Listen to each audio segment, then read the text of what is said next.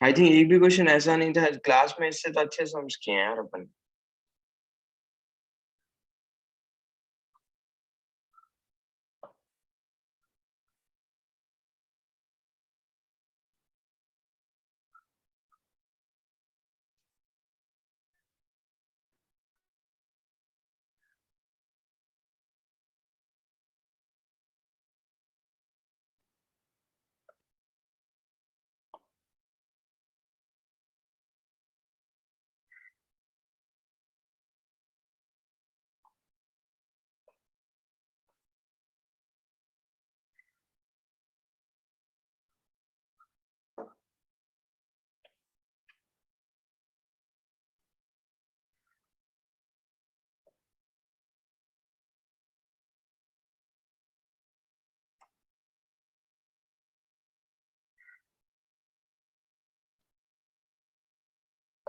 Out of 25 19 doubts पूछे हैं तो,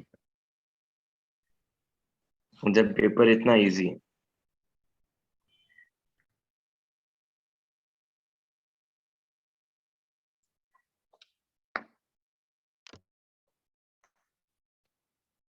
sir screen.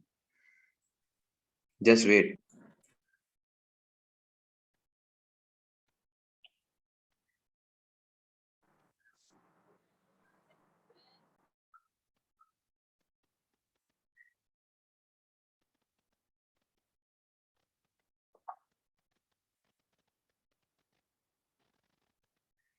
This is one of the easiest paper जो तुम अपने टेस्ट के अंदर देख सकते हो। सो अगर इसके अंदर भी इफ यू आर मतलब 70 प्लस 60 बिलो भी you are getting, then it's really concern. क्योंकि सारे क्लास लिस्टेशन है इस टाइप का, सम क्लास में किया है। यस,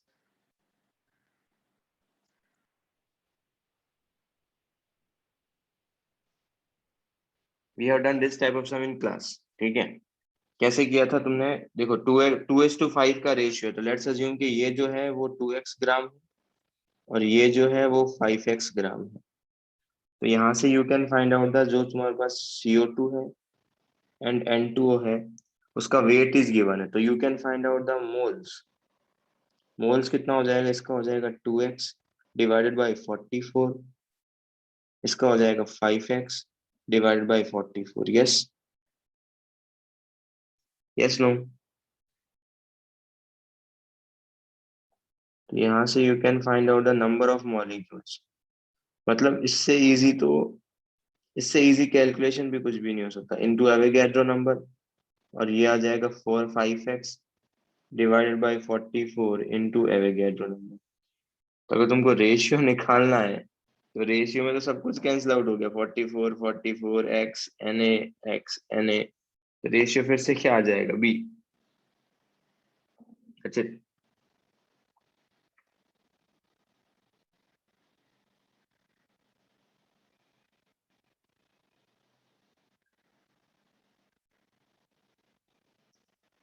अगर मैं हाइड्रोजन का 1 ग्राम लूं, if I take 1 gram of hydrogen, if I take if I take 1 gram of hydrogen, तो यहाँ पे हाइड्रोजन के मोल्स कितने होंगे? सबसे पहले मोल्स फाइंड आउट कर लेते हैं। तो हाइड्रोजन के मोल्स कितने हो जाएंगे? वो हो जाएगा हाफ। यस, वैसे हीलियम के मोल्स कितने हो जाएंगे? वो भी हो जाएंगे हाफ। यस, NH3 के मोल्स, मोल्स ऑफ NH3 कितना होगा? 3/17। मोल्स ऑफ CH4 कितना होगा? वो होगा 4/16, 1/4। इसका मतलब कौन कौन से करेक्ट पोजीशंस में उन्होंने रख के रखा है। यस, तो हाइड्रोजन का वॉल्यूम कितना होगा? अगर मोल्स इतना है तो वॉल्यूम NTP पे कितना होगा? इसका हो जाएगा 11.2 लीटर, इसका भी हो जाएगा 11.2 लीटर, इसका हो जाएगा 3/17 इंटू 11.2। उसने कुछ वैल्यू नहीं दे के रखा है तो वी डोंट नो। ठीक है, उसके बाद CH4 का कितना हो जाएगा? CH4 का हो जाएगा 1/4 इंटू 22.4। तो 5.6 लीटर्स। तो CH4 करेक्ट पोजीशन पे है, NH3 के बारे में कुछ भी इंफॉर्मेशन नहीं है, और हाइड्रोजन करेक्ट पोजीशन पे, इट्स डी। क्या ये भी फॉर्मूले मतलब ग्राफ में ऐसे दे दिया है, बट क्या ये इजी है?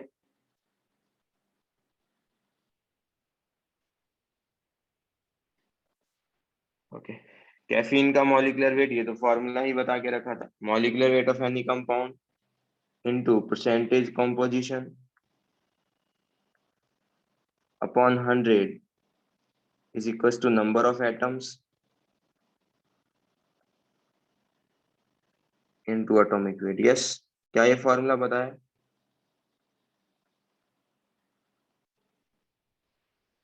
इस बार कैफीन का मॉलिक्यूलर वेट ही गिवन दे के रखा है। परसेंटेज कंपोजिशन कितना है? 28.9 upon 100 is equal to number of atoms find out करने हैं। नंबर ऑफ एटम्स या molecule, sorry number of atoms ना, नंबर ऑफ एटम्स। कैफीन का एक मॉलिक्यूल दे के रखा है, इनटू एटॉमिक वेट नाइट्रोजन का कितना है? 14। रफली ये 2 टाइम्स कैंसिल आउट होगा, 4 आंसर आ जाएगा। यस।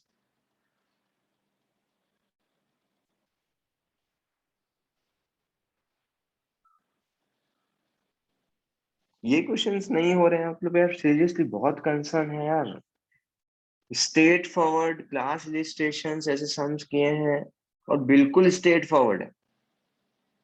जिनसे भी ये क्वेश्चन नहीं हो रहा, मतलब लिटरली बहुत कंसर्न, क्योंकि ये मेंस लेवल भी नहीं है, ये मेंस लेवल भी नहीं, ये CT लेवल है। Weight of the 350 ml of the diatomic gas at 0 degree Celsius 1 atm pressure is 1 gram. Weight of the one atom is similar problem। इससे भी अच्छा प्रॉब्लम किया अपन ने, एक एक्स वाला प्रॉब्लम किया था, ट्राइएटॉमिक गैस था, समथिंग समथिंग लाइक दैट, और mass of one atom find out था। इसमें डायटोमिक है, अपन ने ट्राइएटॉमिक वाला सेम प्रॉब्लम किया है।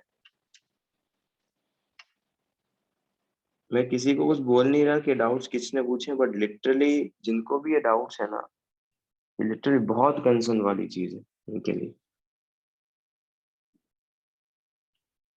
बिकॉज वो आगे बहुत प्रॉब्लम फेस करने वाले हैं।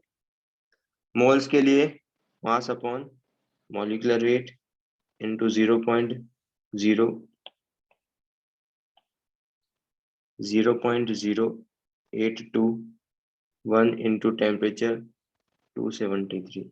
यहाँ से you can find out the molecular weight. Molecular weight कितना होगा यहाँ से?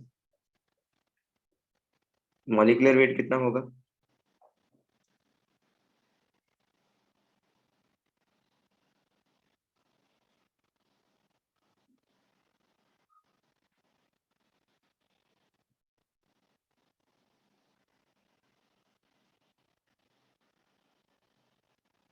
मॉलिक्यूलर वेट कितना आ रहा है यहाँ से? 64।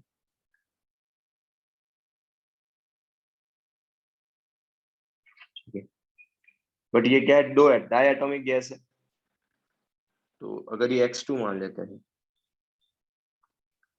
तो इसको मैं लिख सकता हूँ 2 times of A is equals to 64, तो A विल बी 32। ये क्या है? 32 ग्राम्स है। ये क्या है? मास ऑफ N एटम्स है, मास ऑफ N एटम्स कितना है? 32। इसने क्या पूछा है? मास ऑफ वन एटम पूछा है, तो वो कितना हो जाएगा? 32 divided by N। So answer will be B. अपन ने ट्राई एटॉमिक गैस किया था, उसका टोटल जो मॉलिक्यूलर वेट था वो आया था 100, तो उस पर ट्राई एटॉमिक गैस उसको 100/3 किया था अपन। एम्पेरिकल फॉर्मूला ये दे के रखा है, ठीक है, और it contains 1 gram of hydrogen. इसके इतने मोल्स हैं जो 1 ग्राम ऑफ हाइड्रोजन को कंटेन कर रहे हैं। ठीक है, अगर लेट से फॉर्मूला ऐसा कुछ होगा, क्या सबको ये समझ में आता है कि फॉर्मूला ये होगा? CxH2y and sorry CxH2x and OX, yes और नो? इसके मोल्स कितने हैं? इसके मोल्स है 0.0833 मोल्स। तो मोल्स ऑफ हाइड्रोजन कितने हो जाएंगे? क्या उसको मैं ऐसा लिख सकता हूँ 2 times of X into 0.0833? Yes no? और ये मोल्स, और इसने बोल के रखा है 1 ग्राम है हाइड्रोजन का। 1 ग्राम हाइड्रोजन मतलब इट्स 1/2। सॉरी, हाइड्रोजन का एटम ही है, इट्स 1/1। यस।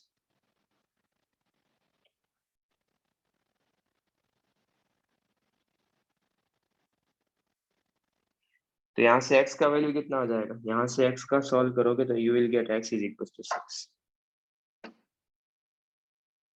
6 आ रहा है, सब्स्टिट्यूट करो तो यू विल गेट 8। यस। अब molar mass of the normal water, normal water का ये तो 7th 8th में करते हैं यार।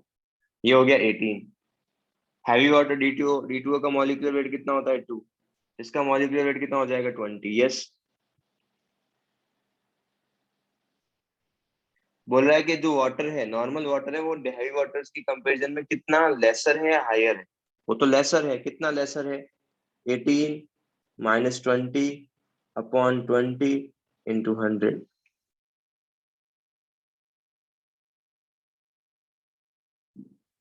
तो -2/20 इंटू 100 कितना होगा? -10। -10 का मतलब वो लेसर है 10%। यस। Yes no?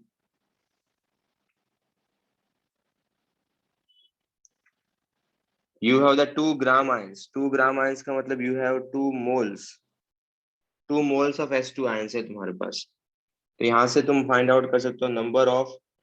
इतनी बार बताया कि जब भी इलेक्ट्रॉन फाइंड आउट करने हैं, सबसे पहले फाइंड आउट करना है नंबर ऑफ मॉलिक्यूल्स। उसके बाद इलेक्ट्रॉन के लिए उसको मल्टीप्लाई कर देना है, एक मॉलिक्यूल में कितने हैं या एक आयन में कितने हैं, that's it. If you have 2 moles, तो इसका मतलब अगर मैं यहाँ से फाइंड आउट करूंगा तो क्या आ जाएगा? It's 2 into Na। Total number of electron मुझे फाइंड आउट करने हैं। टोटल नंबर ऑफ, एक S2- में कितने इलेक्ट्रॉन है? सल्फर है, 16 होता है, और सल्फर -2 है। एक में कितने इलेक्ट्रॉन? एक में इलेक्ट्रॉन है 16 प्लस 2। तो 2 Na में कितना होगा? इंटू दिस 36 है।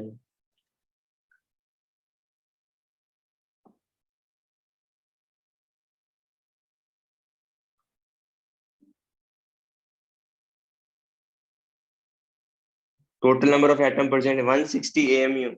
100 बार बोला है, ग्राम में कन्वर्ट करो। तो वेट जो होगा वो ग्राम में कितना हो जाएगा? वेट ग्राम में हो जाएगा इट्स 160 अपॉन Na। तो मोल्स कितने हो जाएंगे? मोल्स हो जाएंगे 160 upon Na into 16। Oxygen element बोल के रखा है, तो यहाँ से कितना आ जाएगा? यहाँ से आ जाएगा 10/Na। और मुझे तो नंबर ऑफ मॉलिक्यूल्स चाहिए।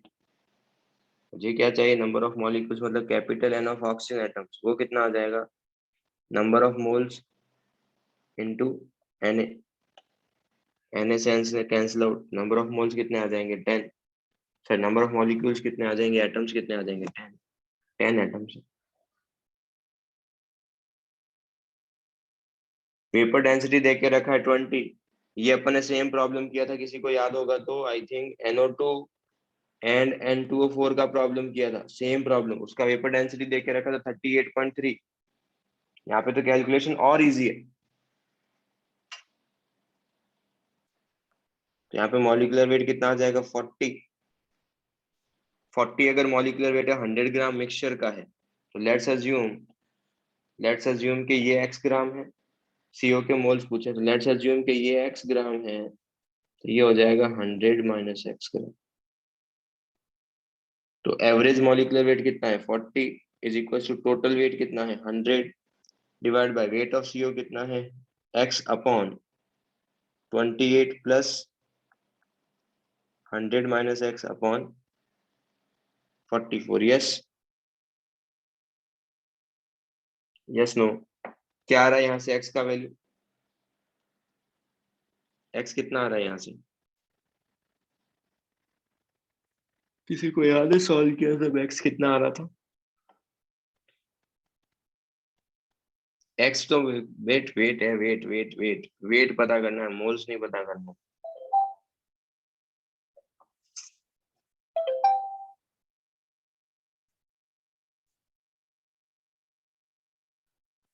कितना वेट आएगा?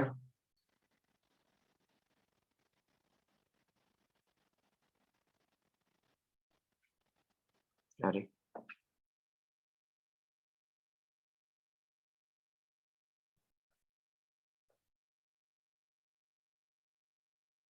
17.5 ग्राम आएगा।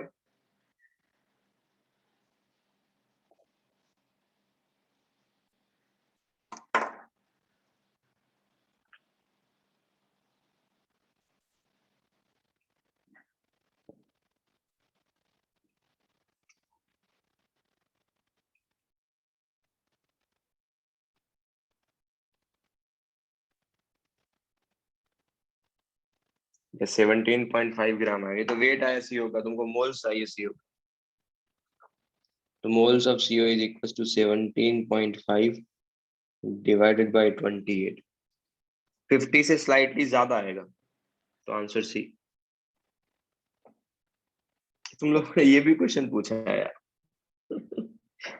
एलिमेंट ए एलिमेंट बी, ये 75 ग्राम है और ये 25 ग्राम है। तो अगर मैं मोल्स निकालूं, जस्ट वेट।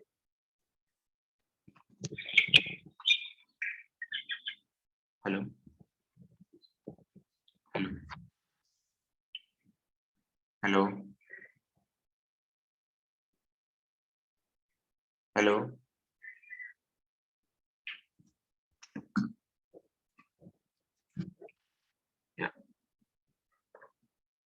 तो मोल्स अगर फाइंड आउट करें तो इसका वेट कितना है 75, इसका एटॉमिक वेट भी कितना है, वो भी है 75। तो ये आया 1, और ये आया 25, और इसका भी एटॉमिक वेट कितना है 25, ये आया 1। मतलब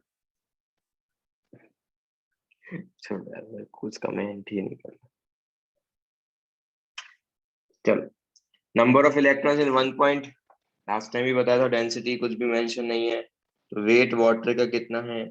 और ऐसा नहीं है कि मतलब कुछ कैलकुलेशन गंदा है, कैलकुलेशन तो कुछ है ही नहीं यार, बहुत इजी कैलकुलेशन। तो मोल्स ऑफ H2 यहाँ से आ जाएंगे 1.8 डिवाइड बाई 18, मतलब 0.1 मोल्स आ जाएगा।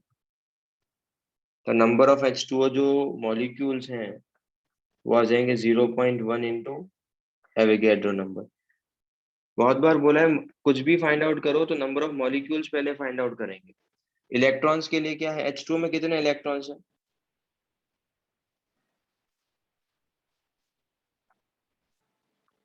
1 H2O में कितने इलेक्ट्रॉन्स हैं? 1 H2O में इलेक्ट्रॉन्स है 10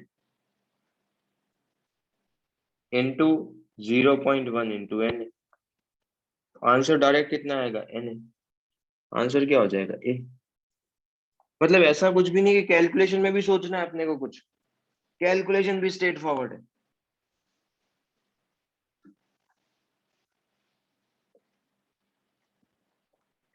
100 ग्राम है कोई तो,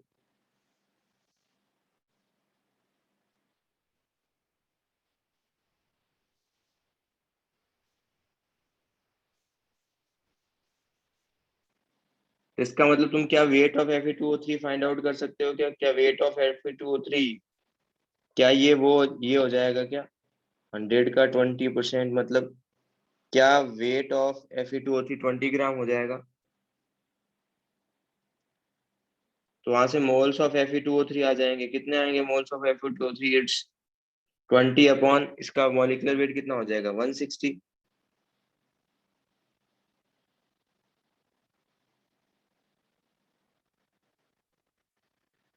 यस नो?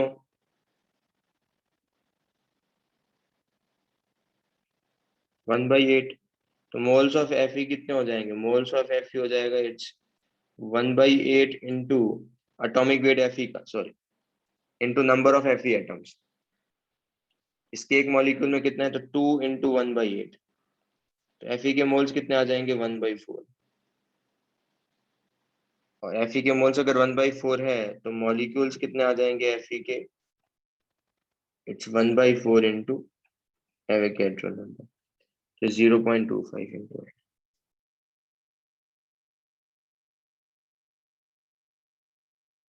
Fe2O3 और Fe3O4 सैंपल का इक्वल मास, इक्वल मास बोल के रखा है तो यार कुछ भी अज्यूम कर लो, ये भी एक्स मान लो, ये भी एक्स मान लो, सबसे बेस्ट है कैलकुलेशन इजी करने के लिए, ये भी वन मान लो, ये भी वन मान लो, और ये भी वन मान लो।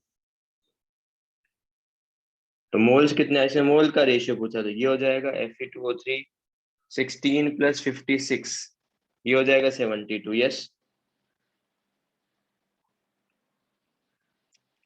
ये कितना हो जाएगा, दिस इज 1/Fe2O3 अभी निकाल दो, कितना हो जाएगा 160, और ये कितना हो जाएगा, ये हो जाएगा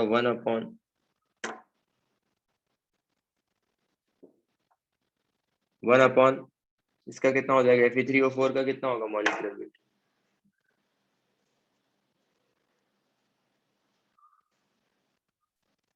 232।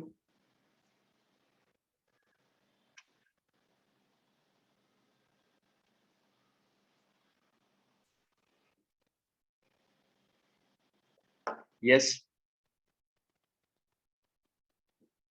क्या आएगा इससे आंसर, क्या रेशियो आएगा,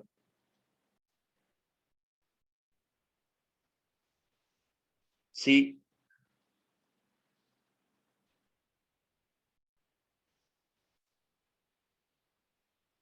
सी तो कैसे आएगा,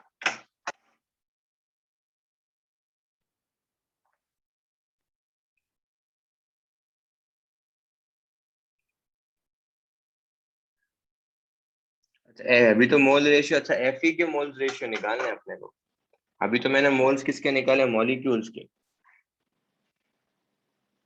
तो moles of Fe find out करना है अपने को, तो मोल्स ऑफ Fe कितना हो जाएगा, यहाँ पे तो होगा 1 × 1/72, और यहाँ पे हो जाएगा 2 × 1/160। यस, और यहाँ पे हो जाएगा 3 × 1/320, तो ये मोल्स ऑफ Fe आएगा क्योंकि उसने Fe के एटम्स पूछे हैं, तो ये हो जाएगा 1/72, ये हो जाएगा 1/80, और ये हो जाएगा कितना 7, 3 से कैंसिल आउट कितनी बार होगा 7 एंड रफली 78, मैं रफली उसको 78 लिख सकता हूँ, इसको सॉल्व करोगे तुम 72 से मल्टीप्लाई कर लो, तो ये आ जाएगा 172/80, और ये आ जाएगा 72/78, तो डेफिनेटली ये वाला नंबर स्लाइटली कम आएगा, 72/80 जो है वो स्लाइटली कम आएगा एज कंपेयर टू 72/78, तो फर्स्ट वाला अगर फर्स्ट है तो आंसर क्या हो जाएगा, सी। डन।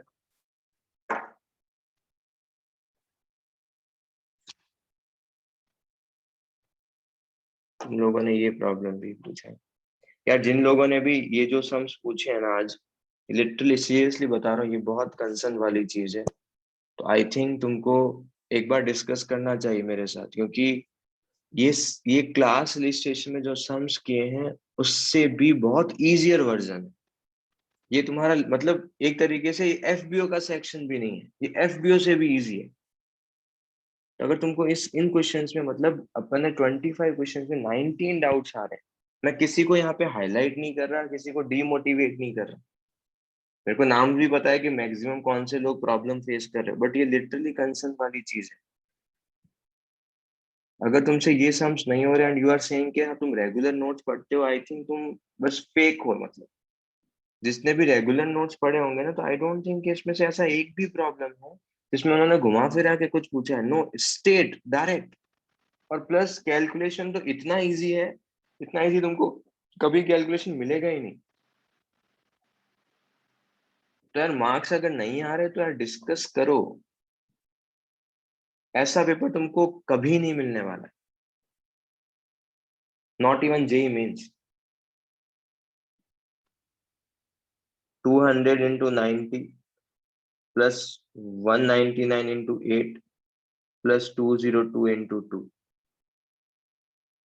अपॉन 100। अब ये सम्स में तो मैं क्या बताऊं यार, ये हो जाएगा 180, ये हो जाएगा 15.92 और ये हो जाएगा 4.04 upon 100। Yes.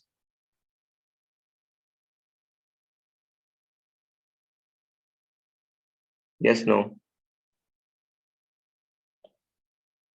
189, sorry.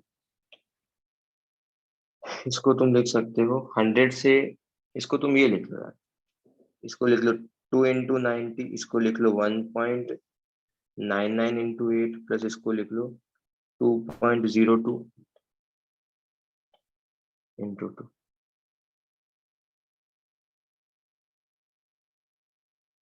180 plus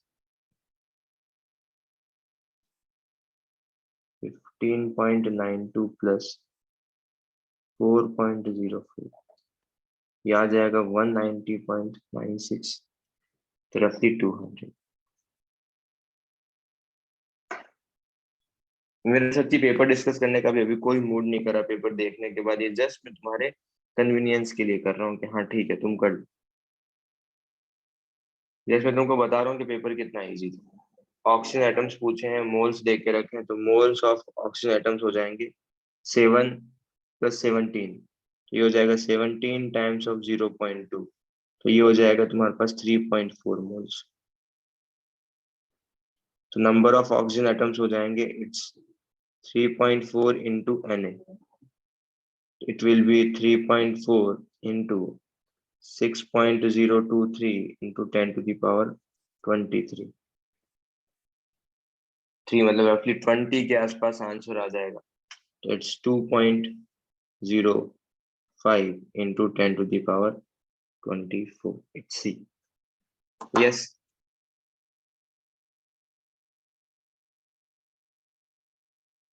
we compare the weight of equal moles of dry air, moles equal लिए हैं, ठीक है। ओके, ठीक है। एंड रूम टेम्परेचर भी क्या है, एंड ह्यूमिड एयर, मोल्स उसने इक्वल लिए हैं और प्रेशर और टेम्परेचर सेम है। ध्यान से सुनना, मोल्स इक्वल है, प्रेशर और टेम्परेचर सेम है। अगर प्रेशर और टेम्परेचर तुम्हारे पास सेम है तो क्या वॉल्यूम भी सेम होगा इनका? PV is equal to nRT, तो वॉल्यूम भी सेम है और मोल्स भी सेम है। तो अगर मोल सेम है तो क्या मैं ऐसा बोल सकता हूँ, वेट अपॉन मॉलिक्यूलर मास जो होगा वो क्या होगा, कुछ कांस्टेंट होगा। यस। इसका मतलब वेट जो है वो डायरेक्टली प्रोपोर्शनल होगा मॉलिक्यूलर वेट के। यस और नो?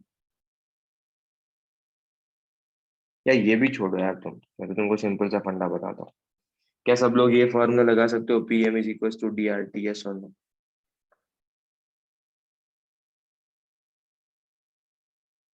क्या मैं ऐसा बोल सकता हूँ प्रेशर टेम्परेचर सेम है तो डेंसिटी मॉलिक्यूलर वेट के डायरेक्टली प्रोपोर्शनल होगा? यस और नो?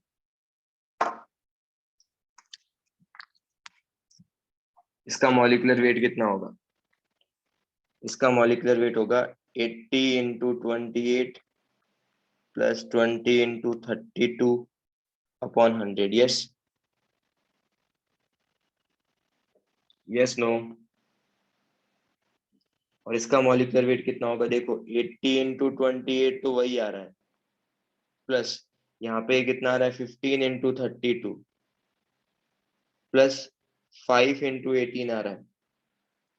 बिना सॉल्व करे क्या तुम बता सकते हो कि जो मॉलिक्यूलर वेट होगा वो किसका, वो ड्राई एयर का, वो डेफिनेटली ज्यादा होगा किससे, molecular weight of humid air से? यस और नो?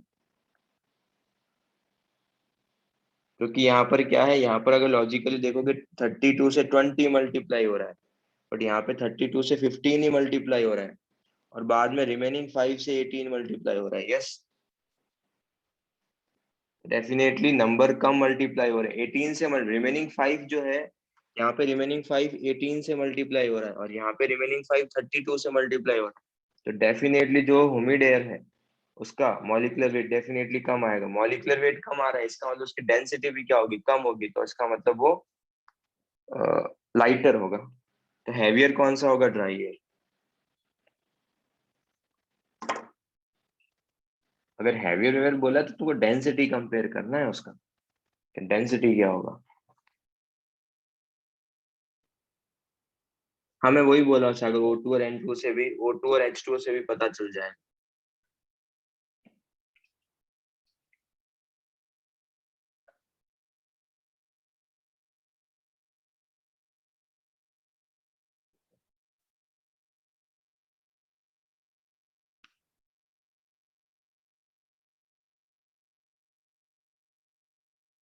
हाँ तो वॉल्यूम सेम फिर बोला ही नहीं ना मैंने, वॉल्यूम सेम नहीं बोला मैंने।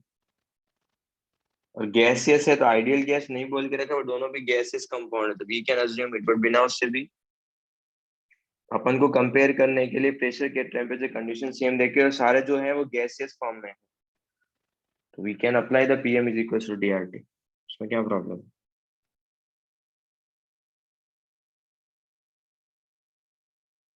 ये फेरिक एलम है, तो लेट्स अज्यूम कि इसका जो है वो ये कुछ तो एक्स ग्राम है।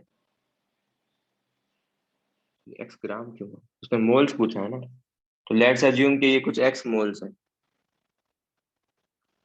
अगर ये एक्स मोल्स है तो मोल्स ऑफ एफ ई कितना हो जाएगा, क्या वो 2 टाइम्स ऑफ एक्स हो जाएगा तो? और क्या उसको मैं वेट अपॉन 56 लिख सकता हूँ क्या? तो क्या यहाँ से 2 times of X is equal to weight कितना है, 0.0056 अपॉन 56।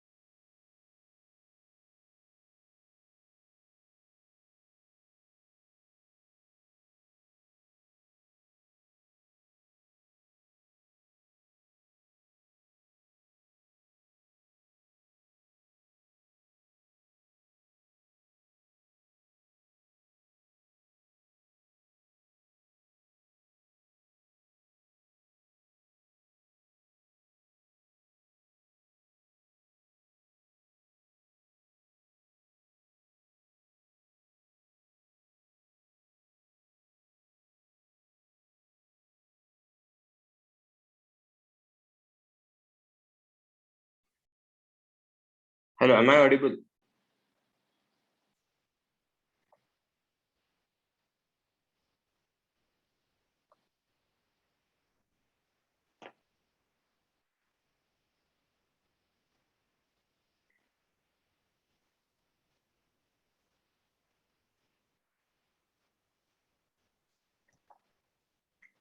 मैं बोल रहा हूँ तनिष, सुनो ध्यान से, इसके एक्स मोल्स है तो एफ ई के मोल्स 2x होंगे, ये समझ में आता है तुम्हें?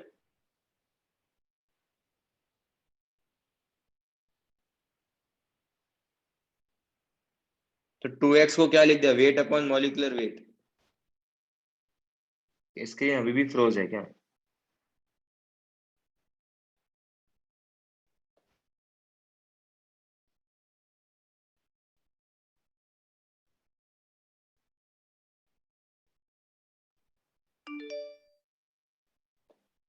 अभी ठीक है?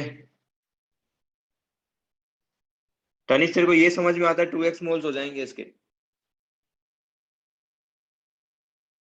उसको वेट अपॉन मॉलिक एटॉमिक वेट लिख सकता हूँ मैं? Yes no? वेट तेरे को दे के रखा है,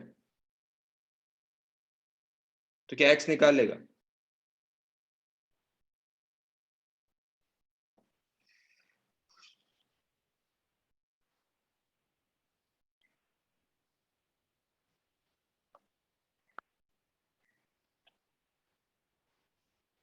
देखो मोल्स ऑफ H2SO4 कितना हो जाएगा, मोल्स ऑफ H2SO4 हो जाएगा इट्स 490 इंटू 10⁻³ अपॉन 98। तो ये हो जाएगा 5 इंटू 10⁻³ मोल्स इनिशियल है। और कितने मोल्स तुमने रिमूव किए हैं?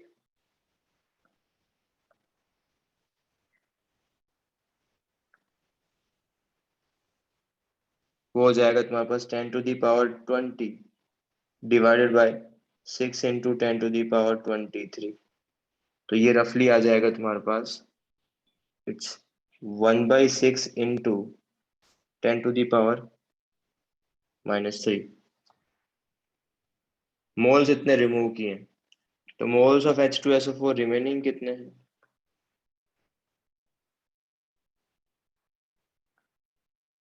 ये हो जाएगा 5 इंटू 10⁻³ माइनस 1/6 इंटू 10⁻³ क्या ये सबको क्लियर है?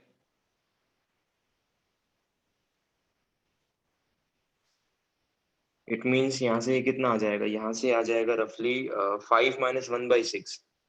तो ये आ जाएगा 29/6 इंटू 10⁻³ यस।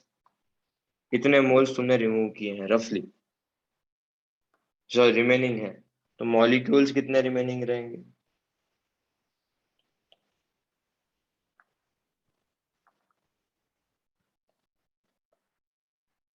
मॉलिक्यूल्स रिमेनिंग रहेंगे, it's 29/6 into 10⁻³ into Avogadro number.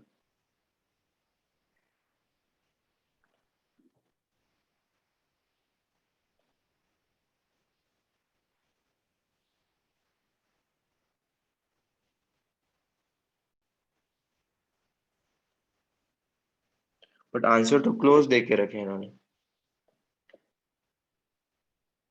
तो अपने को पूरा सॉल्व करना पड़ेगा यार।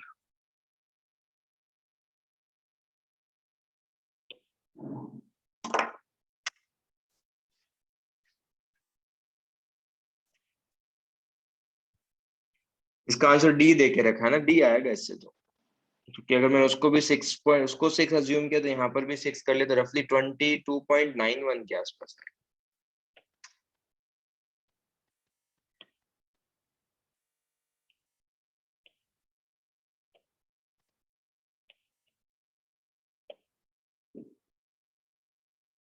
हाँ तो बच्चे मॉलिक्यूल ही तो रिमूव करवाए हैं यार। लेफ्ट और मतलब कितने रिमूव कर गए, कितने रिमेनिंग है?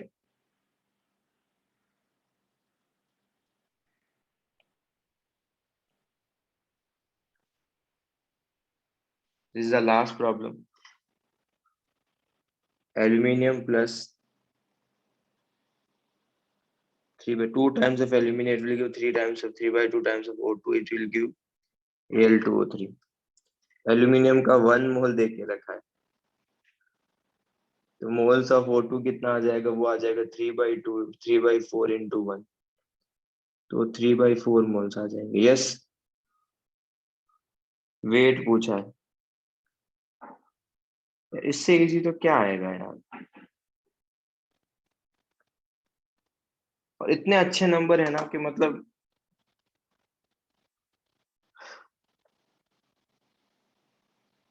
मेडिकल का पेपर इससे टफ था, और वो तुमसे अच्छा स्कोर लेके आ रहा है उस पेपर में भी। अगर ये उनके पास पेपर होता तो आई थिंक वो फुल ले आते।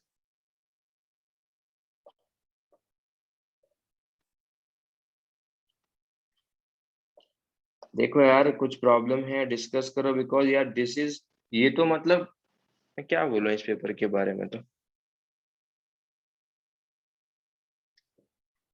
और तुमने इसमें से 19 डाउट्स पूछे हैं, मतलब तुमको मोल का, अगर सपोज जिसने भी ये 19 डाउट्स पूछे हैं, मैं एक चीज बता दूं तुमको, मोल के बेसिक्स भी नहीं पता है। सिंपल। इस पेपर में अगर तुम्हारे 20 30 40 मार्क्स या 50 मार्क्स भी आ रहे हैं तो मतलब बहुत कंसर्न है। अगर किसी के 50 मार्क्स भी आ रहे हैं, इट मीन्स कि उसने नोट्स पढ़े ही नहीं। जो मतलब रेगुलर लेक्चर भी अटेंड करता है ना, उसके भी 50+ आ जाएंगे।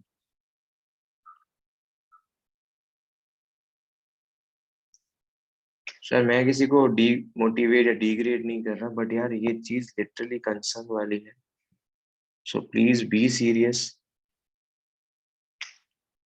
डिस्कस करो क्या प्रॉब्लम है, बट नहीं यार मतलब लिटरली पेपर अगर टफ होता मैं खुद ही बोल देता कि यार टफ है।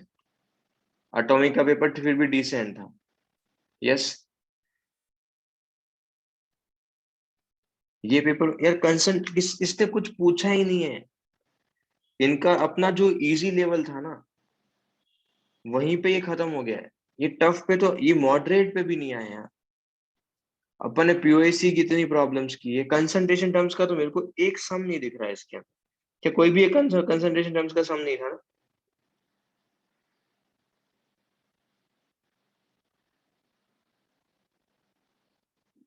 और फिर भी तुम्हारे मार्क्स यार लिटरली 40 50 किसी के आ रहे, तो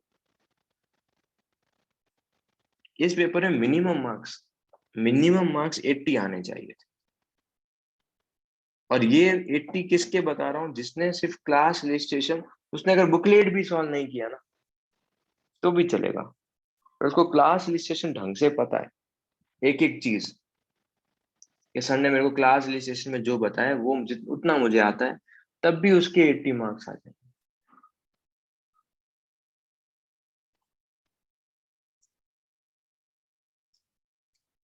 और इसमें सिली मिस्टेक भी कुछ नहीं करना है आपने, सिली मिस्टेक होगा ही नहीं, क्योंकि डेटा ही इतने अच्छे कैंसिल आउट हो रहे हैं डायरेक्ट।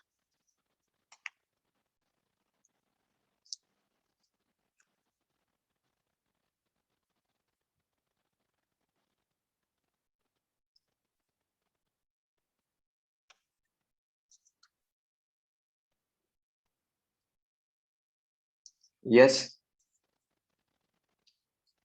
डन, करे अपन आगे पढ़े।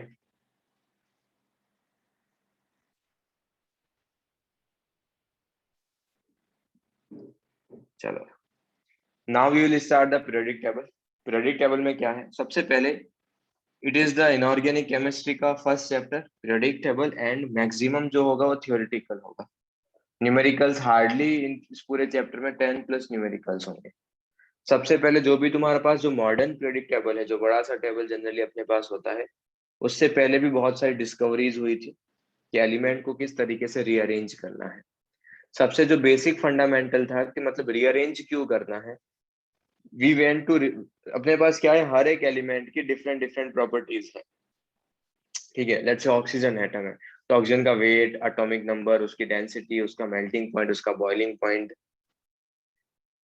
तो it is a part of chemistry के तीन पार्ट है।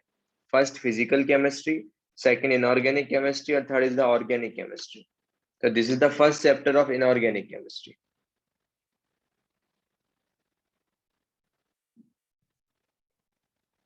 तो तनिष तेरे को अब समझ में आएगा, तेरे को मोर पार्ट थ्योरी पे कंसंट्रेट करना। This is the first requirement ही यही है। सबसे पहले घर जाके लेक्चर नोट्स अच्छे से रिवाइज करने, उसकी हर एक प्रॉब्लम सॉल्व करनी। ठीक है, फाइन। लेट्स से अगर सपोज तुम्हारे पास कोई भी एक element, let's say it's oxygen है, ऑक्सीजन का atomic number, mass number, density, melting point, boiling point, सब कुछ इंफॉर्मेशन है। ऑक्सीजन के डिफरेंट डिफरेंट एलिमेंट के साथ रिएक्शंस, अगर वो ऑक्सीजन हाइड्रोजन के साथ कंबाइन होगा इट विल फॉर्म H2O। ठीक है, तो बेस्ड ऑन दैट सल्फर की भी प्रॉपर्टीज है, सेलेनियम की भी प्रॉपर्टीज है। तो जिन भी एलिमेंट की प्रॉपर्टीज सिमिलर टाइप्स थी, उनको they were trying to arrange in a systematical order, so that अगर मुझे ऑक्सीजन की प्रॉपर्टीज पता है तो मोर और लेस मेरे को सल्फर की भी प्रॉपर्टीज पता होगी, क्योंकि सल्फर की प्रॉपर्टीज जो है उसी ग्रुप में मैंने अरेंज करके रखा है। तो वी कैन सिंपली से दैट कि इन दोनों की प्रॉपर्टीज क्या होगी, सिमिलर होगी।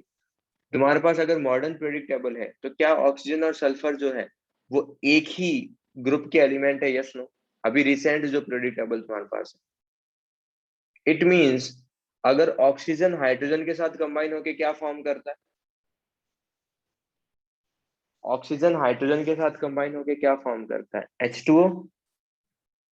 इट मींस सल्फर क्या फॉर्म करेगा हाइड्रोजन के साथ कंबाइन होके, H2S, because they are belonging to the same group.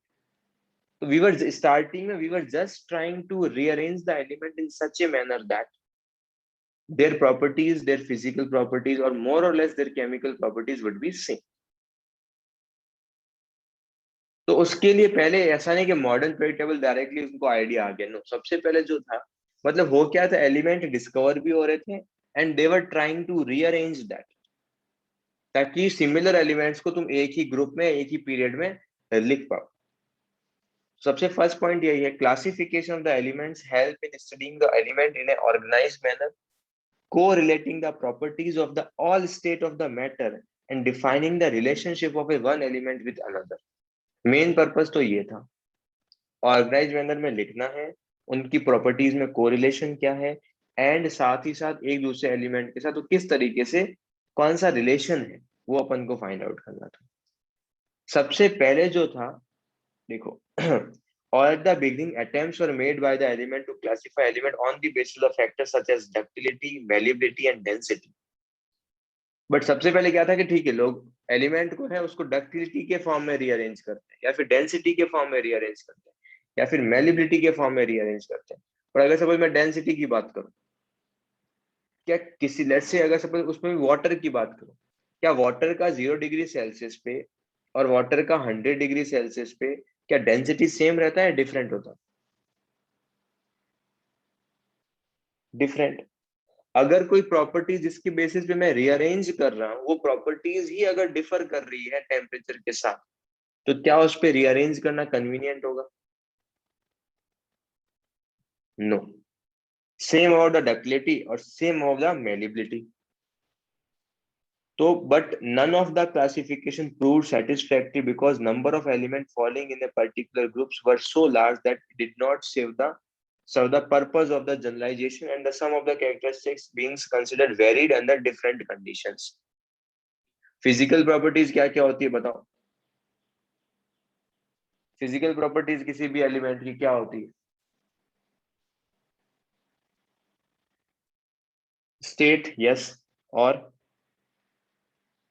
Melting point yes, boiling point yes, temperature yes, उसका कलर यस, मतलब किसी के साथ भी वो मेलिबिलिटी यस, डक्टिलिटी यस, मतलब किसी के साथ रिएक्ट नहीं करता, उसकी खुद की प्रॉपर्टीज है, उसको अपन बोलते हैं क्या? Physical properties. केमिकल प्रॉपर्टीज मतलब दूसरों के साथ कैसे रिएक्ट कर रहा है वो। तो यही सेम फर्स्ट सेकंड पैराग्राफ में क्या है कि तुमने क्या कर दिया, तो प्रेशर टेम्परेचर किसी को भी चेंज कर रहा हूं, अगर वो प्रॉपर्टी ही चेंज हो रही है, let's say melting, let's say ductility change हो रहा है, मेलिबिलिटी चेंज हो रहा है, तो इसका मतलब उसको उस फॉर्म में रीअरेंज नहीं करना है अपने को। क्लियर सेकंड पैराग्राफ सबको? Now we have to see the third paragraph. उसके बाद एक साइंटिस्ट है, that is a William Sprout. William Sprout who discovered that the atomic mass of element never differs. अगर किसी का एटॉमिक मास है वो डिफर नहीं करता, तो उसके बाद जितनी भी डिस्कवरीज हुई वो एटॉमिक मास के बेसिस पे डिस्कवर होना स्टार्ट हो गया। तो William proud who discovered that the atomic mass of elements never differ and that could be therefore form A scientific basis for a satisfactory scheme for the classification. मतलब तुम उसको जो है उस फॉर्म में क्या कर सकते हो, क्लासिफाई कर सकते हो, एटॉमिक मास के बेसिस पे तुम उसको क्लासिफाई कर सकते हो। क्या ये पॉइंट सबको क्लियर?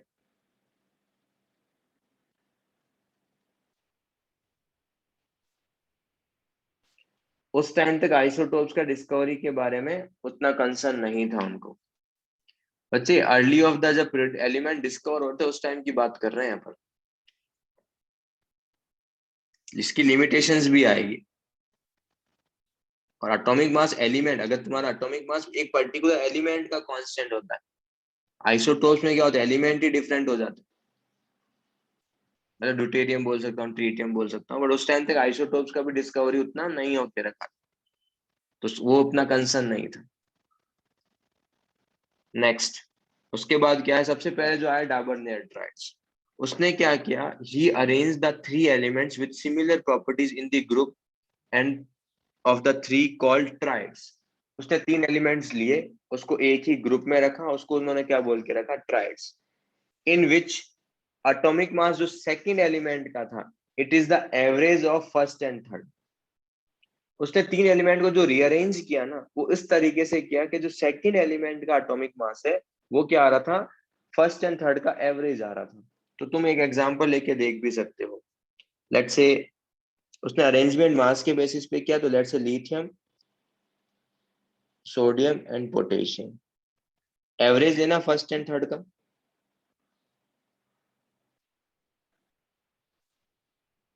क्या वो 23 आ रहा है? इट मींस उसकी प्रॉपर्टीज क्या है, सिमिलर। उस टाइम तक ज्यादा एलिमेंट डिस्कवर नहीं होते, 18 20 ऐसे कुछ एलिमेंट्स डिस्कवर हुए थे, या 25 30 के आसपास मान लो, जब डाबर्ने ने अपना ट्राइड्स लिया था, तो ज्यादा कुछ भी। This is the triads, yes. तो जो भी इस रिलेशन को फॉलो कर रहे थे, फर्स्ट प्लस थर्ड का summation is equal to second का एलिमेंट। बच्चे राघव, ये कैल्शियम तक की बात नहीं है, कैल्शियम न्यूलैंड वाला था, डाबर्ने ने ऐसे कुछ भी नहीं बोल के रखा था। उसने 3 एलिमेंट लिए, फर्स्ट प्लस थर्ड अपॉन 2 जब करोगे तो सेकंड अगर आ रहा है, इसका मतलब ट्राइड्स को फॉलो कर रहा है। एग्जाम में मैं ऐसे क्वेश्चंस भी पूछ सकता हूँ, ठीक है। तो लेट्स से अगर तुम्हारे पास है ब्रोमीन है,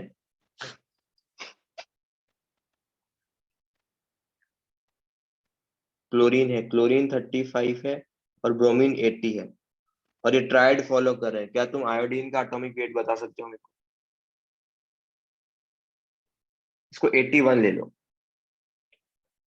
यू कैन टेक 81।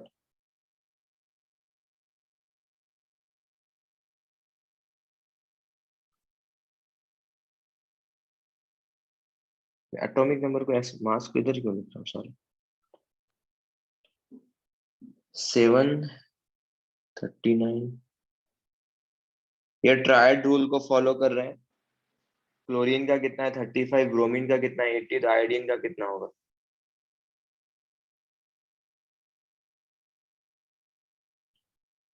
तो क्या बताया, फर्स्ट प्लस थर्ड का लेट से एक्स मान लेते हैं, अपॉन 2, इट विल बी, इसको क्या बोला, 81।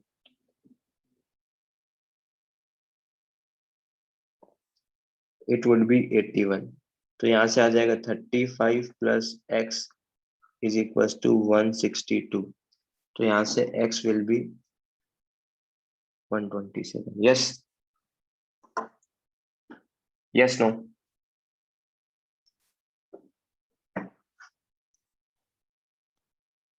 तो जिसमें भी फर्स्ट, इसका मतलब इन तीनों एलिमेंट की प्रॉपर्टीज होगी वो मोर और लेस क्या होगी, सिमिलर। और एक्चुअल में सिमिलर आ भी रही थी। तो लिथियम के लिए क्लोरीन, ब्रोमीन, आयोडीन के लिए sulphur, selenium, tellurium, calcium, strontium, barium, phosphorus, arsenic and antimony, इन सब के लिए सिमिलर प्रॉपर्टीज आ रही थी। बट फिर लिमिट एक्चुअल में ये हो रहा था कि लेट्स से अगर इसका डाबर्ने ने ट्राइड्स दिया, तो ये कुछ ईयर तक लेट्स से इन्होंने अज्यूम कर लो कि लेट्स से उन्होंने इसने 1920 में ये सब कुछ स्टेटमेंट्स दिए। तो 1920 में स्टेटमेंट देने के बाद ऐसा नहीं कि इसका जो थ्योरी वो डिस्कार्ड हो गया, ये कुछ ईयर तक चला, और उन्हीं कुछ ईयर्स में नए नए एलिमेंट भी डिस्कवर हुए। तो जब नए नए एलिमेंट डिस्कवर हुए, तो बेस्ड ऑन दैट क्या आई, लिमिटेशंस, कि इसमें कुछ ना कुछ क्या है, लिमिटेशंस है। इसमें अपने पास क्या है, कुछ ना कुछ लिमिटेशंस है। तो लिमिटेशन में जो फर्स्ट पॉइंट है वो क्या है, it was restricted to few elements. ये अप्लीकेबल तो था बट कुछ ही एलिमेंट पे अप्लीकेबल था, इसलिए उसको डिस्कार्ड कर दिया कि नहीं यार, मतलब बहुत कम एलिमेंट पे एप्लीकेबल है, तो डिस्कार्ड कर दिया। मतलब अगर एलिमेंट 30 डिस्कवर हुए बट ये फॉलो लेट से 20 एलिमेंट या 18 एलिमेंट्स में ही कर रहा है, इसका मतलब बाकी 12 एलिमेंट्स को फुलफिल नहीं कर रहे हैं, इसका मतलब डिस्कार्ड कर दिया। उसके बाद क्या, तुम सब लोगों को तुमने जो पीरियोडिक टेबल देख के रखा होगा ना, उसमें ऐसा होगा, वो देखो। यस, जो अभी वाला रिसेंट है। यस। तो ये जो बीच में एलिमेंट होते हैं ना, ये होते हैं डी ब्लॉक एलिमेंट। ये मैं बाद में पूरा ब्रीफ में बताने वाला हूँ। डी ब्लॉक एलिमेंट का मतलब ही क्या है, कि लास्ट इलेक्ट्रॉन डी में फिल कर रहा हूँ मैं। तुम सब लोगों को एलिमेंट्स पता होंगे, if I am not wrong. क्या तुम सब लोगों को ये पता है, Fe, Mn, Fe, कोबाल्ट, निकल, copper and zinc, transition elements, yes. तो इसमें लास्ट इलेक्ट्रॉन मैं कहाँ फिलअप कर रहा हूँ, last electron we are filling up in D. तो डी में अगर लास्ट इलेक्ट्रॉन फिलअप कर रहा हूँ तो एक्चुअल में क्या हो रहा था, इन सब की प्रॉपर्टीज सिमिलर आ रही थी, इन सब की प्रॉपर्टीज क्या आ रही थी, मोर और लेस सिमिलर आ रही थी। बट ट्राइड्स में कितने एलिमेंट रख सकता हूँ, 3। बट ये तो 3 से ज्यादा आ रहे थे। Fe, Mn, nickel, cobalt, copper, zinc are similar elements but could not be placed in the triads. Triads में तो मैं 3 ही एलिमेंट को रख सकता हूँ, यस। तो ये उसका सेकंड लिमिटेशन है, क्लियर। थर्ड, कुछ एलिमेंट ऐसे थे, अगर मैं नाइट्रोजन का एवरेज लूं तो 12 प्लस 16 डिवाइडेड बाई 2, तो ये कितना आ रहा है, ये 14 आ रहा है। 12 प्लस 16 डिवाइड बाई 2 अगर मैं लूंगा तो ये 14 आएगा, यस। बट क्या इन तीनों की प्रॉपर्टी सिमिलर है क्या, क्या इन तीनों की प्रॉपर्टी सिमिलर है, नो। क्योंकि ऑक्सीजन जो है वो हाइड्रोजन के साथ क्या बनाता है, H2O, और ये हाइड्रोजन के साथ क्या बनाता है, NH3। इनकी प्रॉपर्टी सिमिलर नहीं है। डन। तो this is the first thing जो तुमको ध्यान रखना है। इट मीन्स ये तो ये उसके लिमिटेशन है। तो एग्जाम में क्या आता है, उसका थ्योरी क्या है, जो अभी अपन हिस्ट्री पढ़ रहे हैं उसमें स्टार्टिंग में थ्योरी क्या है वो पूछने वाले हैं, प्लस बेस्ड ऑन दैट उसका लिमिटेशंस क्या है।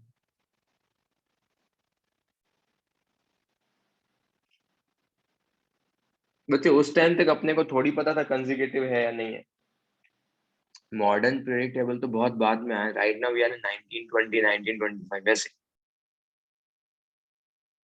तो ये चीजें ध्यान रखो, अभी अपने को पता है कि कंसेक्यूटिव एलिमेंट्स है तो उसके बेसिस पे तुम कर सकते हो, और उस टाइम तो उसने ये बोला डिस्कार्ड हो गया।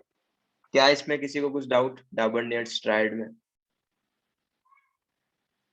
एज भी हो थोड़ा सा 10-15 मिनट्स, तो अपन नेक्स्ट भी खत्म कर लेते हैं, न्यूलैंड्स। उसके बाद आएगा तुम्हारे पास मॉजले का प्रेडिक्टेबल एंड मैंडलीव का प्रेडिक्टेबल। मैंडलीव का वर्क काफी अच्छा था, तो that we will discuss in the next class, and mostly कल ही है अपना, तो उसमें अपन वो डिस्कस कर लेंगे। तो न्यूलैंड ने क्या सजेस्ट किया, उसने भी है ना मास नंबर, अभी बस अभी सबका जो डिस्कशन हो रहा है after the statement of William sprout, सबके डिस्कशंस किसके बेसिस पे हो रहे हैं, मास नंबर के बेसिस पे हो रहे हैं। तो Newlands law of octave, he suggested that when the elements are arranged in the order of increasing atomic masses, इसने भी atomic mass को criteria लिया, the properties of every 8 element are the repetition of the first element, just like the 7 notes of the music। 7 notes सबको पता है music के, ठीक है। तो हर 8 एलिमेंट्स की प्रॉपर्टी क्या थी, सिमिलर। आई नो 10th में पढ़ा है, बट अपना भी एक पर्पस अपने को ढंग से फुलफिल करना है, इसलिए मैं फिर से गो थ्रू कर रहा हूँ, ठीक है। तो हर 8 एलिमेंट, लेट्स से अगर सपोज तुम्हारे पास, अभी अपन वो भी देखते हैं इस टाइम तो और क्या क्या चीजें थी, 2-3, मतलब अगर फर्स्ट एलिमेंट है तो फर्स्ट और 8 की प्रॉपर्टी सिमिलर होगी। तो मैं क्या बोल सकता हूँ यहाँ से, इसको यहाँ से हटा दो, किसकी प्रॉपर्टी सिमिलर होगी,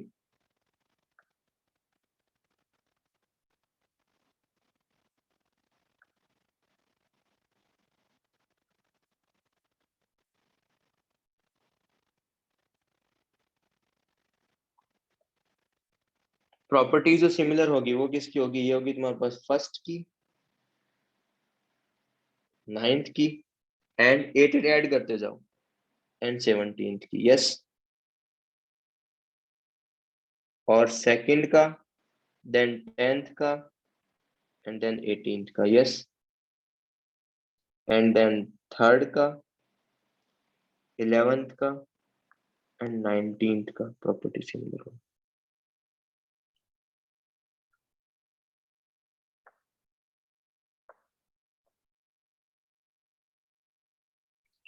उसमें से भी जो फर्स्ट एलिमेंट, उस टाइम तक नोबल गैस का डिस्कवरी नहीं होके रखा था, बिकॉज नोबल गैस का जो बाकी एलिमेंट के साथ रिएक्टिविटी होता है वो बहुत कम होता है। देखो एलिमेंट डिस्कवर कब कर पाओगे, जो बाकी सारे एलिमेंट्स के साथ क्या कर रहा हूँ, रिएक्ट कर रहा हूँ। नोबल गैस की रिएक्टिविटी ही कम है, अगर रिएक्टिविटी ही कम है तो डेफिनेटली उसका जो होगा डिस्कवरी भी बहुत लेट स्टार्ट हुआ था। जब अपना न्यूलैंड ने अपना कभी भी स्टेटमेंट दिया तो उसने नोबल गैस का डिस्कवरी नहीं होके रखा था, फर्स्ट थिंग। फर्स्ट एलिमेंट जो था वो हाइड्रोजन था, और टोटल 56 एलिमेंट डिस्कवर हो चुके थे। 56 एलिमेंट डिस्कवर हो चुके थे। फर्स्ट एलिमेंट कौन सा था तुम्हारे पास? Hydrogen. Last element was thorium. ये सारे एलिमेंट अपन याद भी करने वाले हैं, ठीक है। थोरियम इज द एलिमेंट, जो भी मैं तुमको बताऊंगा वो मॉडर्न पीरियड टेबल में कहाँ पर है। तो इंपॉर्टेंट चीजें क्या है, जब न्यूलैंड ने एक स्टेटमेंट तो क्या किया, इंक्रीजिंग मास नंबर के फॉर्म में रखा, first thing. Second thing, first element hydrogen था, लास्ट एलिमेंट थोरियम था। टोटल 56 एलिमेंट डिस्कवर हो चुके थे, और हर एथ एलिमेंट जो है उसकी प्रॉपर्टीज क्या थी, सिमिलर थी। डन।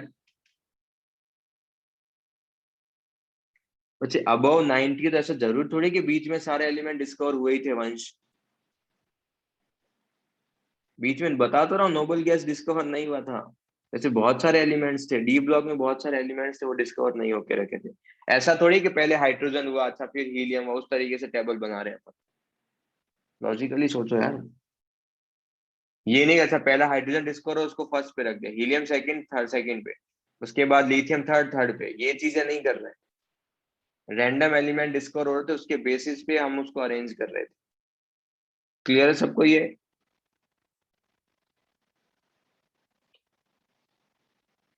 उसने कैसे अरेंज किया? सबसे पहले उसने क्या किया, हाइड्रोजन को सबसे पहले रखा, उसने 7 ग्रुप्स बना दिए, 1 2 3 4 5 6 7। फर्स्ट एलिमेंट हाइड्रोजन, लिथियम का सॉरी हीलियम का डिस्कवरी नहीं हुआ था, तो सेकंड में लिथियम, फिर बेरिलियम, फिर बोरॉन, फिर कार्बन, फिर नाइट्रोजन, फिर ऑक्सीजन। ऑक्सीजन के बाद किसको लिखूंगा? फ्लोरीन। यस। फ्लोरीन के बाद नियॉन नहीं आके क्या आएगा? फ्लोरीन के बाद नियॉन नहीं आके क्या आएगा? सोडियम। सोडियम के बाद फिर से मैग्नीशियम, उसके बाद aluminium, silicon, phosphorus, sulphur, chlorine, again argon नहीं था, देन पोटेशियम, देन कैल्शियम। यहां तक सब कुछ ठीक था।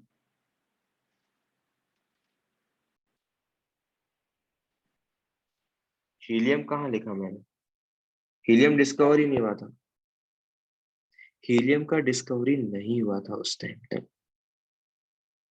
उसके बाद स्कैंडियम का डिस्कवरी भी नहीं होके रखा था। वेनेडियम का डिस्कवरी भी नहीं होके रखा था। जब ये उसने पीरियड टेबल बनाया, तो स्कैंडियम हो गया, वेनेडियम हो गया, इन सब का डिस्कवरी नहीं होके रखा था। सर आपने क्रोमियम को पहले लिखा और टाइटेनियम को बाद में लिखा, बट अभी मॉडर्न पीरियड टेबल में तो क्रोमियम पहले है, सॉरी क्रोमियम बाद में और टाइटेनियम पहले है। यस। Yes no? ओके। तो ऐसा नहीं था, इसने है ना एक और चीज ध्यान से सुनो, इन्होंने अरेंजमेंट करने के साथ साथ प्रॉपर्टीज को भी देखा है। ये नहीं है कि सेवंथ नोड में अरेंज कर लिया और प्रॉपर्टीज को नहीं देखा है। तो मुझे एक चीज बताओ, जो बोरॉन है वो ऑक्सीजन के साथ क्या फॉर्म करता है? क्या बोरॉन ऑक्सीजन के साथ B2O3 फॉर्म करता है क्या? या एल्यूमिनियम के साथ देखो, क्या वो Al2O3 फॉर्म करता है क्या? वैसे ही क्रोमियम जो है वो ऑक्सीजन के साथ क्या फॉर्म करता है? Cr2O3। इसीलिए उसको बोरॉन फैमिली में रख के रखा है। क्रोमियम के और भी ऑक्साइड्स एग्जिस्ट करते हैं, it's not like Cr2O3 exist कर रहा है। तो प्रॉपर्टीज को भी देख रहे थे, ठीक है। उस बेसिस पे उसने क्रोमियम को पहले ले, Cr2O7 भी करता है, Cr2O6 भी करता है, CRO भी करता है, बट इंक्रीजिंग ऑर्डर भी देख रहे थे, और मोर और लेस जो प्रॉपर्टी सिमिलर आ रही थी उनको भी रख रहे थे। बट बोरॉन और एल्यूमिनियम की तो काफी प्रॉपर्टी, लेट्स अज्यूम के अराउंड 80 टू 90% प्रॉपर्टीज मैच कर रही थी। बट क्रोमियम की जो प्रॉपर्टीज थी वो बोरॉन एल्यूमिनियम के साथ लेट्स से 20% मैच कर रहा होगा।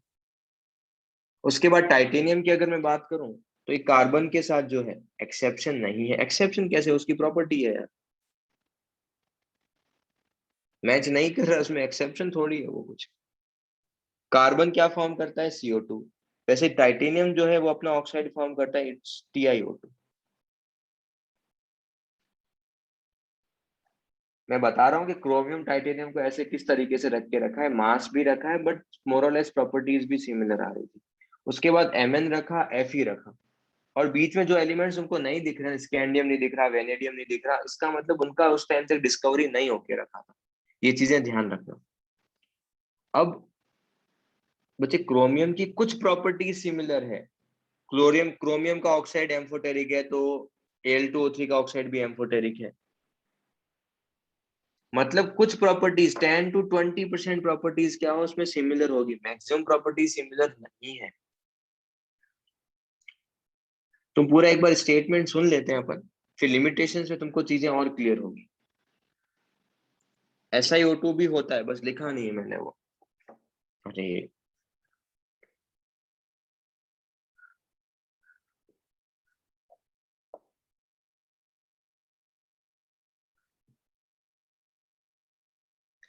वैसे टाइटेनियम और Mn की कुछ प्रॉपर्टीज सिमिलर है यार, वही समझा रहा हूँ।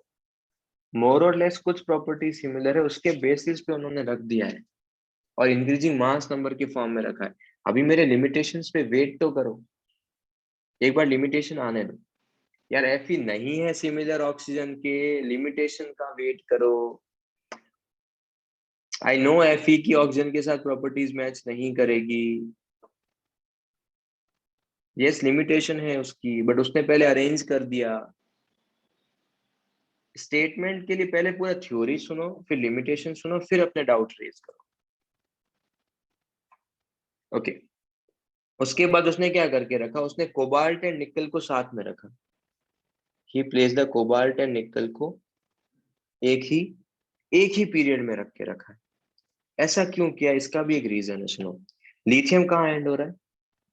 लिथियम का इलेक्ट्रॉनिक कॉन्फ़िगरेशन क्या होता है? क्या उसका इलेक्ट्रॉनिक कॉन्फ़िगरेशन 2s1? क्या ये 3s1 होगा?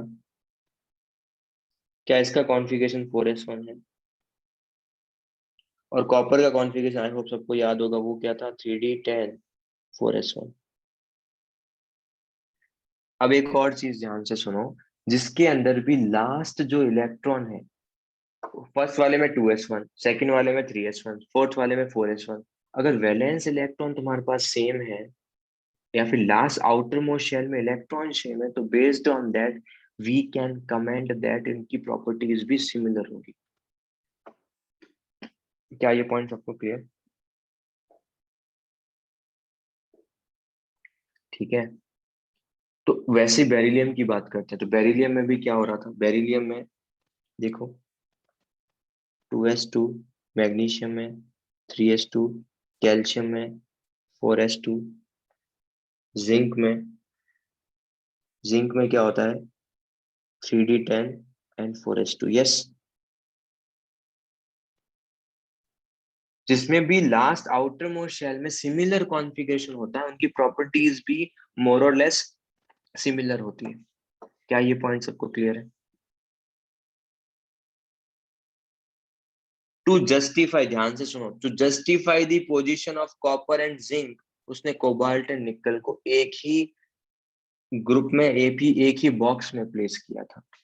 फिर से रिपीट कर रहा हूँ, to justify the position of copper and zinc, क्योंकि अगर तुम कोबाल्ट को यहाँ लिखते तो फिर तुम निकल को यहाँ लिखते, फिर कॉपर यहाँ लिखते, तो कॉपर का कॉन्फ़िगरेशन 4s1 है, बट तुम लिख किसके अंदर रहे हो? मैग्नीशियम के नीचे लिख रहे हो। तो इसलिए इसको अवॉइड करने के लिए, to justify the position of copper and zinc, उसने कोबाल्ट एंड निकल को क्या करके रखा था? साथ में रख के रखा था। क्या दिस पॉइंट इज क्लियर? ठीक है। अब ऐसा नहीं कि इसने ये स्टेटमेंट उसने दे दी, अब आते हैं लिमिटेशंस पे। तो लिमिटेशन में फर्स्ट क्या है? द लॉ ऑफ ऑक्टेट जो सिग्निफिकेंटली अप्लीकेबल था ना, वो कैल्शियम तक ही था। कैल्शियम के बाद क्या हो रहे थे? डी ब्लॉक एलिमेंट स्टार्ट हो रहे थे, तो उसकी प्रॉपर्टीज, जैसे क्रोमियम की कुछ प्रॉपर्टीज मैच कर रही है एल्यूमिनियम से, बट बहुत सारी प्रॉपर्टीज डिफर भी कर रही थी, तो वो उसको जस्टिफाई नहीं कर पाया था। तो ये लॉ कहाँ तक अप्लीकेबल है? टिल कैल्शियम तक ही अप्लीकेबल है। ठीक है, first thing, the law of octet is valid only up to calcium, first point. Now second point, उसने हाइड्रोजन को फ्लोरीन और क्लोरीन के साथ रख के रखा था। बट उसकी बहुत सारी केमिकल प्रॉपर्टीज डिफर करती है। हाइट, इवन मैं तुमको एक चीज बताऊं, हाइड्रोजन अभी तुमने कहाँ रख के रखा है पीरियोडिक टेबल में? जो मॉडर्न पीरियोडिक टेबल उसमें हाइड्रोजन को कहाँ प्लेस किया है? मॉडर्न पीरियोडिक टेबल में फर्स्ट एलिमेंट रख के रखा है लिथियम के जस्ट ऊपर, यस, ग्रुप 1 में। बट एक्चुअल में हाइड्रोजन की पोजीशन अभी तक डिफाइन नहीं है। Position of hydrogen is not defined yet. तुम उसको फर्स्ट ग्रुप में भी रख सकते हो, तुम उसको हेलोजेंस के साथ भी रख सकते हो। तो हाइड्रोजन की कुछ प्रॉपर्टीज जो है वो एल्कली मेटल्स के साथ मैच करती है, और कुछ प्रॉपर्टीज जो है वो हेलोजेंस के साथ मैच करती है। कौन सी ऐसी प्रॉपर्टीज है? तो इसका मतलब कुछ प्रॉपर्टीज डिफरेंट है, कुछ प्रॉपर्टीज डिफरेंट है। इनकी सिमिलर प्रॉपर्टीज क्या क्या होती है?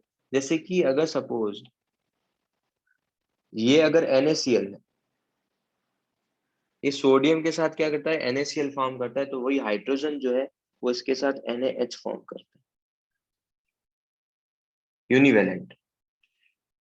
और मेटल है तो मेटल के ऊपर चार्ज कितना आएगा, +1 या -1? मेटल के ऊपर चार्ज कितना आता है, +1। अगर इस पे +1 आएगा तो इस पे चार्ज कितना आएगा, इस पे तो -1 आएगा ना। तो यहाँ पे हाइड्रोजन -1 में। और वही अगर NaCl की बात करूंगा तो Na पे प्लस आता है, Cl पे माइनस आता है, ये सबको पता है। यस। बट अगर सपोज वही सेम चीज, तो एक चीज देखो यहाँ पर क्या है, हाइड्रोजन मेटल के साथ है। हाइड्रोजन किसके साथ है, मेटल के साथ है। तो हाइड्रोजन किस में है, -1 में। आ सकता है ना, आया तो है बच्चे, हाइड्रोजन मेटल के साथ कंबाइन होता है तो -1 आता है। हाइड्रोजन अगर तुम्हारे पास मेटल के साथ कंबाइन है तो -1 आता है उसके ऊपर। एक और चीज देखो, बट अगर वही हाइड्रोजन जो है अगर HCl के साथ होता, HCl, तो हाइड्रोजन के ऊपर चार्ज कितना आता है, +1। और Cl के ऊपर कितना आता है चार्ज, कितना, -1। इसका मतलब जनरली वो नॉन मेटल के साथ जो होता है, हाइड्रोजन नॉन मेटल के साथ कितना होता है, +1। ये इस चैप्टर के एंड में पढ़ेंगे सर, आप +1 और -1 कैसे डिसाइड कर रहे हो, ये भी अपन देखने वाले हैं इस चैप्टर के एंड में। बट अभी मैंने जस्ट बेसिक इन्फॉर्मेशन दी है सो दैट तुम उसको रिलेट कर पाओ। तो हाइड्रोजन की कुछ प्रॉपर्टीज एल्कली मेटल के साथ भी मैच करती है, हाइड्रोजन की कुछ प्रॉपर्टीज तुम्हारे पास एल्कलाइन हेलोजेंस के साथ भी मैच करती है। डन।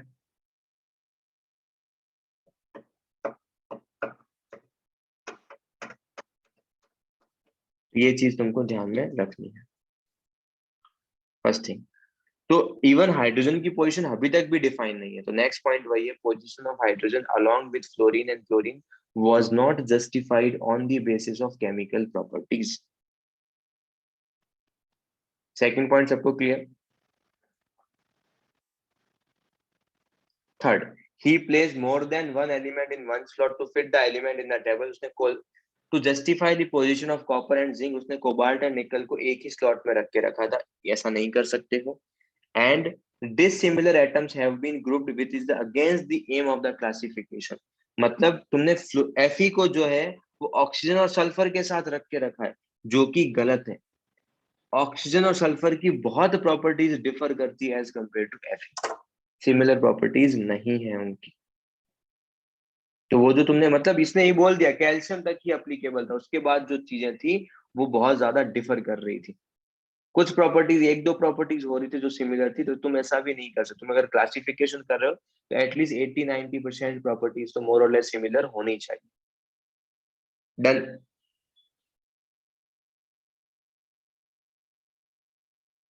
एंड उसके बाद after the discovery of the noble gas it is become difficult to fit them. सबसे इंपॉर्टेंट जो चीज थी वो थी ये इसके बेसिस पे, ये जो लिमिटेशंस थे इसके बेसिस पे मेंडलीव ने काम किया था। इसको इस क्राइटेरिया को ध्यान में रख के मेंडलीव ने एलिमेंट्स को अरेंज किया था। मतलब अगर सपोज हुआ क्या, लेट से अज्यूम, अब ये देखो ये पूरा पीरियड टेबल बन गया। अब क्या हो रहा है, हीलियम का डिस्कवरी हुआ। तो हाइड्रोजन का मास कितना होता है, हाइड्रोजन का मास होता है 1। हीलियम का मास कितना होता है, हीलियम का मास होता है 4। तो लिथियम का मास कितना होता है, 7। अब जैसे ही हीलियम डिस्कवर हुआ, तुमको हीलियम को तो यहाँ रखना पड़ेगा ना। अगर हीलियम यहाँ रखोगे तो फिर लिथियम यहाँ रखोगे, तो हर एक स्लॉट जो है वो आगे आगे शिफ्ट होता जाएगा। तो फिर क्या फ्लोरीन हाइड्रोजन के बिलो आ पाएगा क्या, या फिर सोडियम लिथियम के बिलो आ पाएगा क्या? इट मीन्स तुम्हारा पूरा पीरियोडिक टेबल का जो अरेंजमेंट था, जो तुम्हारा मेन जो चीज जिसपे फोकस था, वो फुलफिल ही नहीं हो पाएगा, इसलिए इसको डिस्कार्ड कर दिया। ये भी कुछ ईयर तक चला है, मतलब जब और नए एलिमेंट डिस्कवर होते गए फिर इसका डिस्कार्डेशन स्टार्ट हो गया। इवन जो मॉडर्न पीरियोडिक टेबल है उसको भी बहुत अलग अलग तरीके से दे आर ट्राइंग के मतलब अरेंज कर पाए, क्योंकि अभी भी मॉडर्न पीरियोडिक टेबल में भी दो लिमिटेशंस है, तो वो अपन उस टाइम में देखेंगे। We can create a new group, ये उसने न्यूलैंड ने नहीं बताया ना, ये फिर आया मैंडलीव, मैंडलीव ने ये स्टेटमेंट्स दिए कि नया ग्रुप बना सकते हैं। बट नया ग्रुप बनाओगे तो जो उसने स्टेटमेंट न्यूलैंड का क्यों नहीं बनाया नया ग्रुप, बिकॉज उसने क्या बोल के रखा था, every 7 notes every 8th element similar होगा। तो अगर तुमने एक ग्रुप बना दिया फिर एवरी 9th एलिमेंट सिमिलर होगा। यस, तो आज का क्लास यहीं पे फिनिश है, कल अपन इसके आगे पढ़ेंगे। We will finish the Mendeleev का एंड माइट भी मॉसले भी स्टार्ट कर देंगे। I would suggest to all of you quantum numbers and electronic configuration revise कर लो, बिकॉज एक पॉइंट के बाद I am going to discuss the electronic configuration of all the element of periodic table. सारे element का electronic configuration में discuss कर लेगा। Now if you have any doubts you can ask, otherwise you can leave. Sir, sir, या actually, how can we say that that chemical reactivity of an element depends upon valency? It also depends upon electronic configuration, no, sir? हाँ, तो valency electron valency will decide based on the configuration ना। No, sir. Actually, Cu has a valence of 1. If it loses that 1 electron in the second last shell, there will be 18 electrons, which is violating the law. Actually, in the last shell, it should be 8 electrons, sir. Why it should be 8 electrons? Sir, in 9th we had learned, no, sir. Yeah, In the so last in ninth you have learned the wrong things, no? You have sir, learned the so wrong that electronic. You have learned the wrong electronic configuration in 9th and 10th. Yes, but right now we are following 1s2, 2s2, 2p6 and all. Yes. sir, so in the last shell, it can accommodate more than 8. Yes. Even noble gas can also form the compounds. There are lots of compounds of xenon with oxygen and fluorine. So you Okay. cannot decide that if last electron is 18 electron, then it will be the stable. No. Even even electronic configuration of copper is 3d10 4s1. So it is not necessary that you can only remove one electron from copper. Copper can also show the +2. Copper can also show the +2 configuration. So you can also remove the 2 electrons from the copper. जो criteria जो तुमने 9th में पढ़ा, it is not true. Then how can we say, but copper is least reactive, no, sir? Yes. But it has valency of 1. Why, sir? It can be valency 2 भी हो सकता है उसका, वही मैं explain कर रहा हूँ. Why it can show the, why it will have the 2 valency, we will discuss in Okay, this sir. chapter. Okay, sir. But 9th 10th में जो भी तुमने पढ़ा है उसको भूल जाओ. There is no sense. Okay, sir. Yeah. Sir, Yeah. in NaH, why H is -1? अच्छा, सोडियम के ऊपर +1 होगा हाँ सर. क्योंकि सोडियम मेटल है. Yes sir. तो अगर सोडियम के ऊपर +1 होगा तो दूसरा अगर +1 माइनस के साथ ही कंबाइन होगा ना. अगर Yes एक sir. अपना इलेक्ट्रॉन लूज करेगा दूसरा गेन ही करेगा ना. Yes NaCl sir. में क्या हो रहा है, सोडियम अपना इलेक्ट्रॉन लूज कर रहा है तो क्लोरीन उसका इलेक्ट्रॉन एक्सेप्ट कर रहा है. वही सेम Yes. NaH में भी हो रहा है, सोडियम अपना इलेक्ट्रॉन लूज कर रहा है और H अपना इलेक्ट्रॉन एक्सेप्ट कर रहा है. यस. तो सर हाइड्रोजन मेटल है या नॉन मेटल की कंफ्यूजन है वो.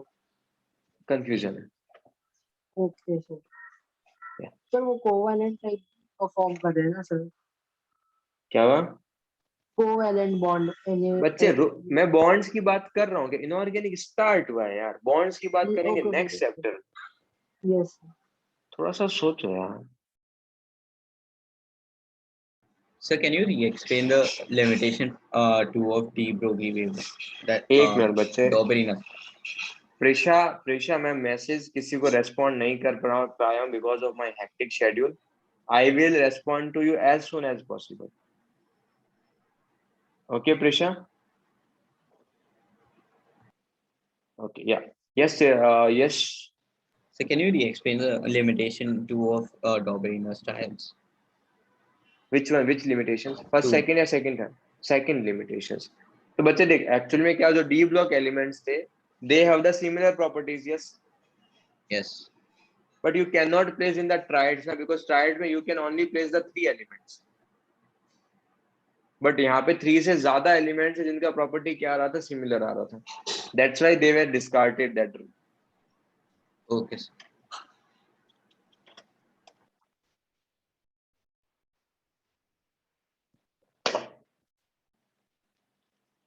Okay then. Bye, sir. Thank you, sir. Bye.